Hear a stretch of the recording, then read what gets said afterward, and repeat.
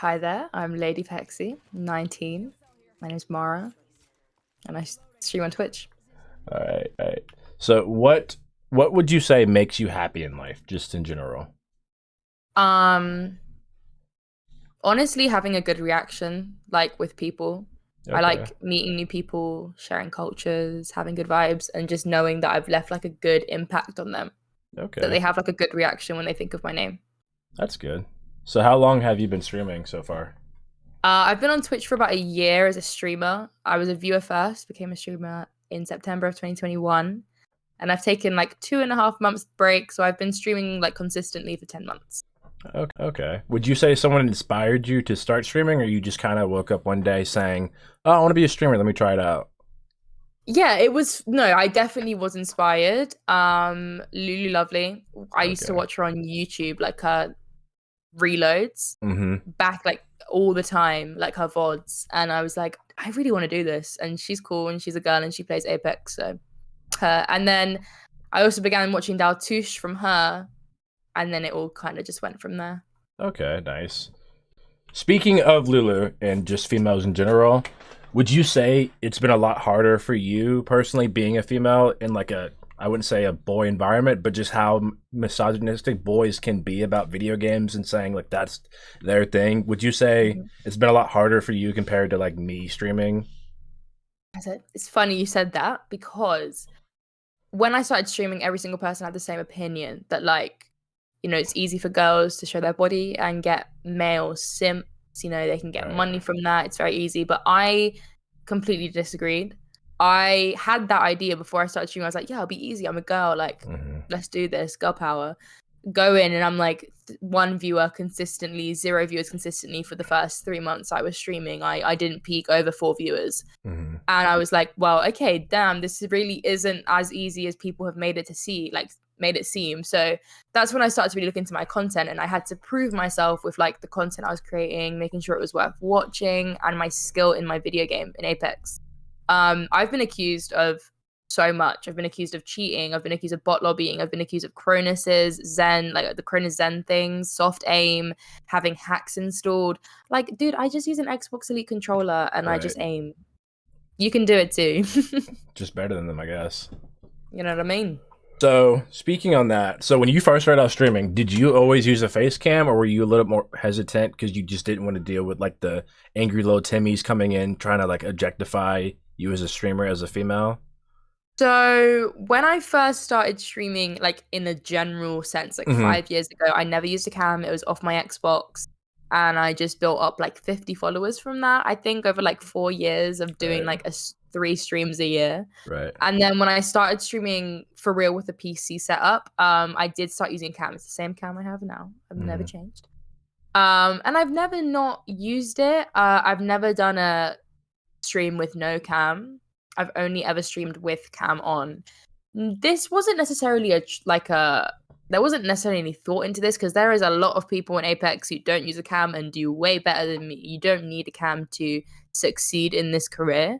I think for me and my personality, I'm very theatrical, so it just helped a lot to get my like emotions across, and I speak a lot with like my body language. So I wanted people to be able to see that and like my reactions. Quite funny. Okay, understandable. Makes sense. So what do you think of so me and you both solo queue, like don't play with a lot of people occasionally. So what do you think of like the solo queue experience for ranked and as pubs? All right, I'll go pubs first. Pub solo queue used to be the most fun thing in the world.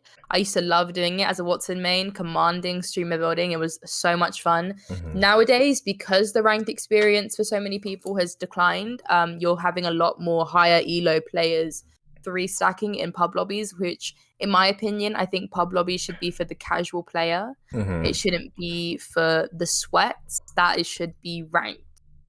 And when you're having three triple masters squads, three stacking against a team of level 60 and belows, it's just not fair.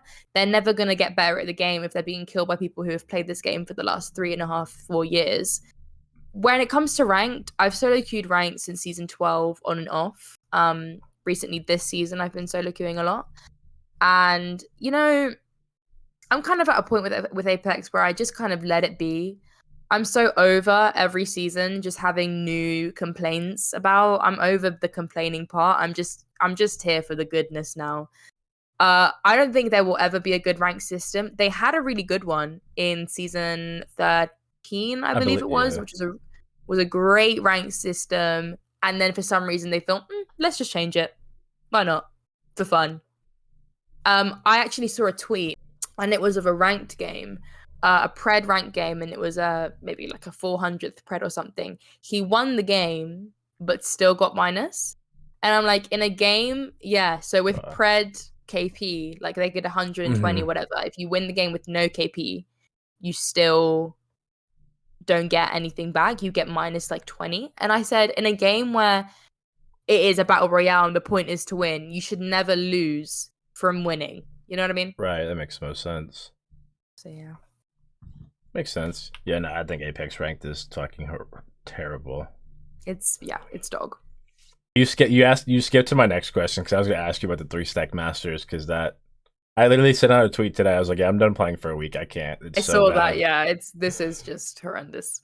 Speaking of that, what do you love about the game? Slash, what do you want to see fixed about Apex currently? What do I love about the game? I love that question. I mean, this game has changed my life.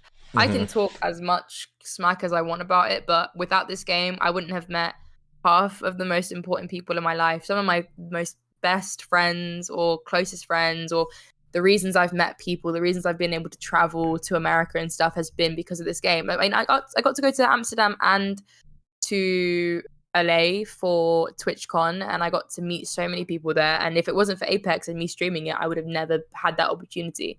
So I love that this game has the one of the best communities ever. We're all super fun. Everyone I've met who streams Apex is majority are like super cool. I think we have a very interesting community and diverse community. What I'd like to see improve was the next question, right? Yes, what you like to see fixed about the game? I would like them to just start focusing on the player and not the players.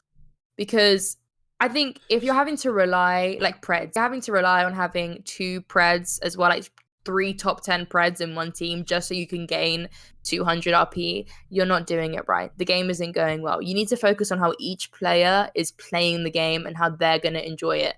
Then from then on, you can then be like, okay, cool. So now that the solo player has a great experience, how can we merge that to be a good group experience? And then you've solved it. Right, makes sense.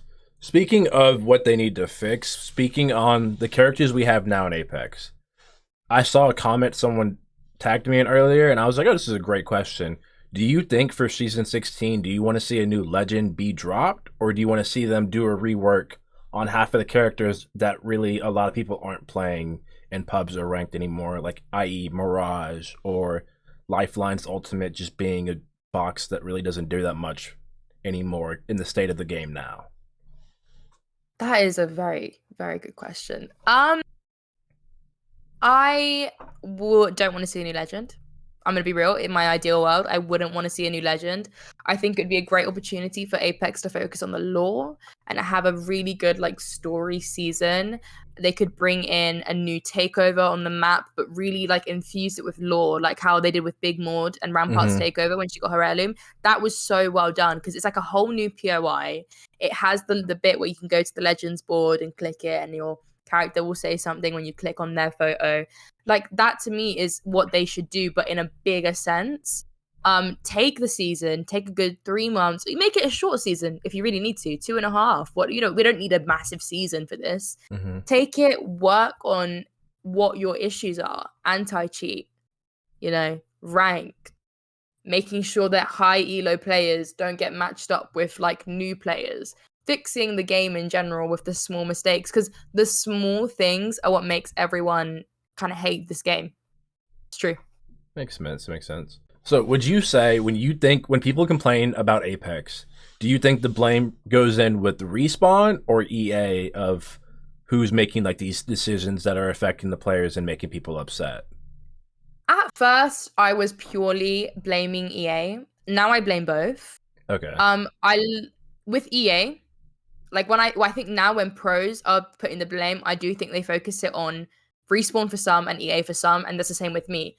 EA, I will always blame them for the money I think they do just put money over the experience of the game, which I understand it's a business, but as players, when we see the cash grabs, we sort of just feel a bit like, okay then. And with Respawn were one of my favorite developers for so long. I loved the Titanfall series. Recently, I think maybe a lot of people have been leaving. A lot of vital developers in the team have been leaving, and that's dwindled the quality of the developing. But at the same time, I respect Respawn a lot, and I know they're under a lot of a lot of stress from EA, from players, from pros, for so many reasons. And they do a lot for us. And yeah, shout out Connor, shout out Hideouts, the band man. Nice little shout out. So if you weren't playing Apex, because you mostly play Apex whenever I watch your streams, if you weren't playing Apex on stream, what would be your next go-to game you would play if you had to like fully switch to a game to play on stream? To fully switch to a whole nother game. If like Apex just died the next tomorrow, and you're like, okay, I got to start streaming a new Yeah. game for my chat, like what would you go to? If I'm gonna think of keeping my numbers, I'd go Valorant. Okay. If I want to think keep my numbers, I really enjoy Valorant. I'm not the best at it though, so I don't Okay. think I'd make the best content skill wise. Right. If I was to be like what I would want to do, I would want to do Toontown Rewritten, which has a really good community on Twitch, but I would want to do Toontown Rewritten. Okay, nice. I don't think I've played it. I played Valorant for one game, and I was not fun. It was not a fun time. I was just like, that is it. I played it for a good month when I took a break out of Season 13 Apex, but yeah, that or Toontown. Toontown's an OG game. It's a retro game, but I love that game. Never heard of it. I'm not gonna lie to you. It's great. It's very fun. I'm definitely gonna look it up after this. Toontown. Okay, speaking on, you said Lulu and Daltoosh were the main reasons for you starting Apex or whatever, so like big shout out to them. If you could pick like your dream lineup of like two people, whoever you want to play Apex with, like who would be those two people? Like if you could pick them, they'd say yes, and you could hop on and do like a great like collab stream for like a couple hours. Like who would you go with? I'm gonna try and not pick my friends. Let me think. Damn.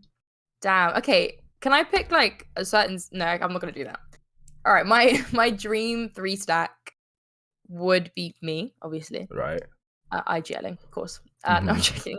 Me, I'd have to say Knock, and I think Inhumid. Ooh. Inhumid, Knocked, and me. 3 triple rollers. I think that'd be me on disgusting. Watson. I'll put me on Watson, Knocked on Valk, and Inhumid on Bloodhound. I think it's a scuffed comp, but we'd make it work. I think that'd be pretty disgusting. I'm not gonna lie.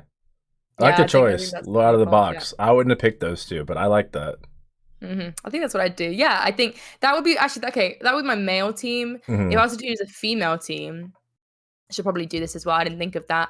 I'd do me, Vanessa, V Roses, and AC. Okay. So, how is your mental health? Like, just in general, like real life, gaming. Like, how would you say your mental health has been? Like currently. This is an interesting question. So I started streaming in September of 2021. I had platinum blonde hair. I was very much like, I think I was like 11 pounds heavier, and I was the worst mentally I'd ever been. I had lost a lot of friends at that time for no reason, and I was 17, and I was 17 when I started streaming. And I was like, well, this is it. This is the end. And I would just be staying up all night, glued to my PC, eating horrible food, not seeing sunlight, not going to school at the time when I was still in high school. I wouldn't go, skipping work. It was the worst. I went to therapy during this. And it was really weird because it was just the worst time of my life. Then in December, I took a break from streaming because, what was the reason? My Wi-Fi kept glitching. So I took a break because I was like, until this gets fixed, I can't stream, so we'll take a break. So I took a break from streaming. I came back in the middle of January and I looked completely different. In that time away, I really worked on myself. I had new hair color. I had, new friend group. I was really working on myself, and I came back, and the first thing that everyone in chat said was like, wow, you look refreshed. This is a new Pexi.